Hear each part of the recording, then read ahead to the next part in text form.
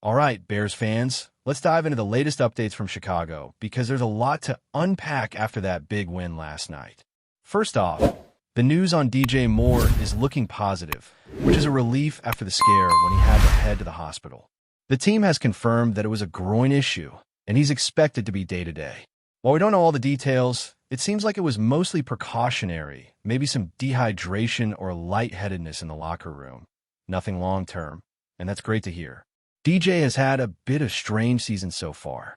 He's not the primary target like in previous years, but he's still contributing when called upon. Early in last night's game, he caught 3 passes for 42 yards in the first quarter, showing flashes of what he can do when given the right looks. It wasn't a full-blown breakout, but those moments are encouraging, especially as he continues to settle into this evolving role. This isn't about numbers alone. It's about leadership, chemistry, and timing with Caleb.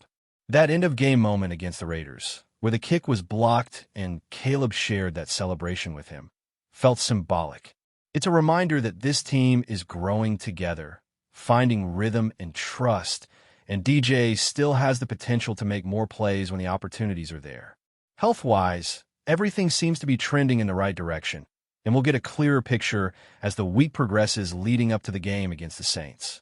Turning to the bigger picture, last night's performance highlighted some huge adjustments from the coaching staff, especially in the run game. Heading into the game, the Bears had struggled to establish any consistency on the ground and had issues defending the run. But last night, they rushed for 145 yards, which is a huge improvement over their average of just over 100 yards per game. DeAndre Swift stood out, but it wasn't just about one player. It was about how the coaching staff leaned into the strengths of the offensive line and the scheme. Swift thrived in space, running outside zone plays that maximized his speed and agility rather than trying to force him into situations that didn't suit his style. The offensive line moved exceptionally well in space. Theo Benedict showed his athleticism, and the combination of skill and scheme allowed the Bears to attack the ground game effectively. Efficiency improved dramatically, with the team averaging over 5 yards per carry, while the defense also stepped up to limit the opponents to just 4 yards per rush. Those adjustments might seem small on paper, but they reflect a coaching staff willing to adapt and find what works with the players they have, and that can make a world of difference over the course of a season. Defensively, the Bears showed progress as well, particularly in slowing down the run. TJ Edwards returned from injury and made an immediate impact, shooting the gaps and disrupting plays before they could develop.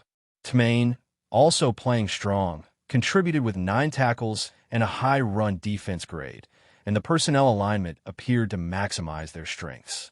Keeping TJ in the middle and Tmaine at the linebacker spot seemed to provide stability and allowed them to perform more effectively than in previous weeks.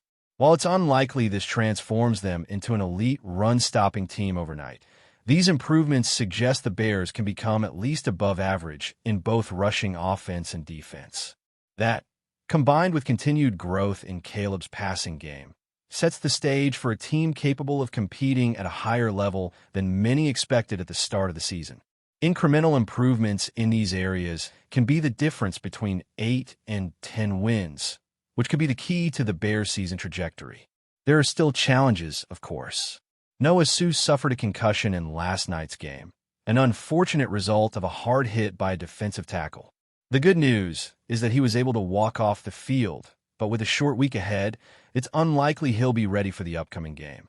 This leaves questions about depth at linebacker, but it also underscores the importance of having players like Ruben Hiplight ready to step in. Sue has been one of the most improved linebackers this season, so his absence is notable, but the team has shown resilience in adjusting to injuries and managing rotations effectively. The broader point is that while setbacks happen, the Bears are demonstrating growth in strategy, personnel management, and adaptability, which are crucial for a team aiming to contend over the long season. On the offensive side, it's clear that finding the identity of the run game has been central to the coaching staff's approach. For weeks, the Bears experimented with various schemes, trying to balance personnel and play design, but last night was a breakthrough. By leaning into what works, primarily outside zone plays for Swift, the team maximized both his strengths and the effectiveness of the offensive line. Darnell Wright, Theo Benedict, Joe Tooney, Drew Dolman, and Jonah Jackson all contributed in ways that suited their skills, creating lanes and space for Swift to operate. Even when some runs were more physical and required contact, Swift still managed to gain positive yardage, demonstrating both his ability and the strategic planning behind these plays. It wasn't just about running the football. It was about creating a cohesive offensive approach that uses players in their most effective roles. This approach also signals growth in the coaching philosophy overall. Addressing weaknesses and turning them into strengths is what separates good teams from great ones. The Bears had struggled with the run, both offensively and defensively, and last night, they made substantial progress in both areas. It's a sign that the coaching staff is analyzing performance, making adjustments, and implementing them successfully in game situations. While one game doesn't define a season, the ability to make meaningful improvements quickly is encouraging and shows potential for sustained success. If they can continue to build on these fundamentals, balance their offensive and defensive schemes, and manage player health effectively, the Bears could position themselves as a team capable of competing at a higher level than expected. The passing game continues to develop alongside the run. Caleb's growth as a quarterback is evident, and when combined with an effective run game, it opens up more opportunities for receivers like DJ Moore, as well as tight ends and emerging targets, such as Zacchaeus Burton. The offense is gradually finding balance, spreading the ball efficiently, and creating mismatches that can be exploited. When DJ is involved early, as seen last night, he can make an impact, and the team's ability to mix routes, utilize play action, and keep defenses off balance enhances overall efficiency. This evolution in offensive strategy, paired with defensive improvements, indicates that the Bears are moving in the right direction. Picking up where we left off, the Bears' evolution on both sides of the ball has been noticeable, and it's not just about numbers or statistics. It's about identity. Offensively, the team is starting to understand how to utilize the pieces they have in a way that plays to their strengths. DeAndre Swift has shown that when he's given space and proper blocking, he can break big plays consistently, and the offensive line's ability to adjust in real time has been pivotal. The combination of athleticism, scheme, and execution allowed Swift to dominate outside zone runs, consistently gaining double-digit yardage and keeping the defense on its heels. What's more, the coordination among the linemen, from Darnell Wright to Jonah Jackson, reflects a unit learning to operate cohesively, trusting one another to execute their assignments without hesitation. The effectiveness of the run game has also taken pressure off Caleb, allowing him to focus more on reading defenses and making smarter decisions in the passing game. When the ground attack is reliable, the entire offense flows better, and that balance is starting to emerge. Caleb's development is central to the Bears' progress. He's learning to manage games, work within the system, and distribute the ball effectively to multiple targets. DJ Moore, although not a 1,200-yard receiver this season, is stepping into a leadership role that goes beyond the stat sheet. By embracing his position as a veteran presence and working in sync with Caleb, he's helping to set the tone for the offense and ensuring younger players understand timing, routes, and adjustments on the fly. Zacchaeus Burton's emergence as a secondary target also adds depth, providing another layer of complexity for opposing defenses to navigate. The tight ends are contributing, the running game is thriving, and the offensive line is functioning at a higher level, creating an environment where the offense can sustain drives and create explosive plays. It's a symbiotic relationship. As the run game opens up lanes and keeps defenses honest, the passing game becomes more effective, which in turn prevents defenses from stacking the box and disrupting Swift's opportunities. Defensively, the Bears are making strides that should not be overlooked. T.J. Edwards' return was a game-changer, immediately stabilizing the middle of the defense and creating opportunities for disruption behind the line of scrimmage. Tmane's presence at the will linebacker position complemented Edwards' play, allowing the team to maintain a solid front against the run. Limiting rushing yards and forcing opponents into predictable passing situations is a clear sign that defensive adjustments are paying off. While consistency remains a work in progress, the progress is undeniable. The secondary, led by players outside of Nan Wright, has shown flashes of playmaking ability, with turnovers and pressure disrupting offensive schemes. It's this combination of run defense and opportunistic secondary play that allows the Bears to stay competitive even against high-powered offenses. Injuries continue to test the team, of course. Noah Suh's concussion is a setback, but it also highlights the depth and resilience of the roster. Players like Ruben Hiplight and others stepping into roles on short notice demonstrates the team's ability to adapt and maintain performance levels despite unforeseen challenges. Managing these injuries while maintaining effectiveness on both sides of the ball will be critical as the season progresses. The coaching staff's handling of these situations, alongside their ability to adjust schemes and personnel usage, speaks volumes about their preparedness and long-term vision. One of the more subtle but impactful changes has been the way the Bears are leveraging their personnel in space. Outside zone runs, pull leads, and creative blocking schemes are allowing players like Swift, Benedict, and Dolman to operate at peak efficiency. Instead of forcing players into roles that don't suit them, the coaching staff has identified where each player excels and designed plays to maximize those strengths. Swift's ability to accelerate through creases, Benedict's agility, and the lineman's mobility combine to create a dynamic rushing attack that opponents struggle to defend. Even plays that require physicality see positive results, underscoring the blend of talent and scheme. These decisions reflect a team learning from early season struggles and evolving into a more cohesive, efficient unit.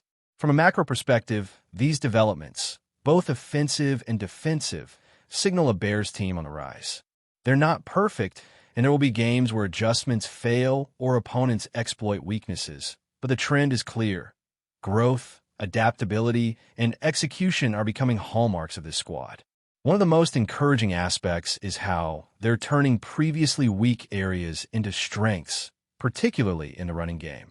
That's not accidental.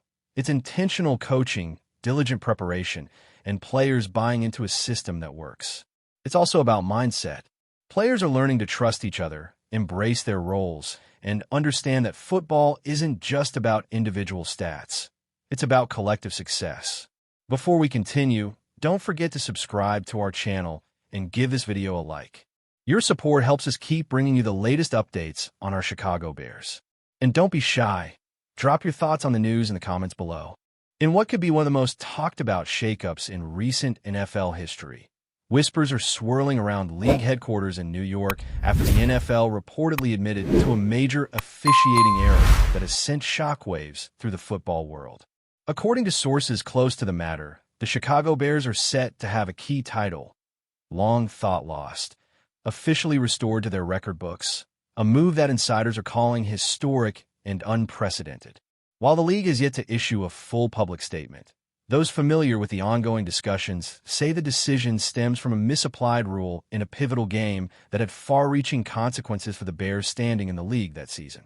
The rumor mill is now in overdrive, with fans speculating not just about which players might finally get their recognition, but also about the implications for future NFL seasons.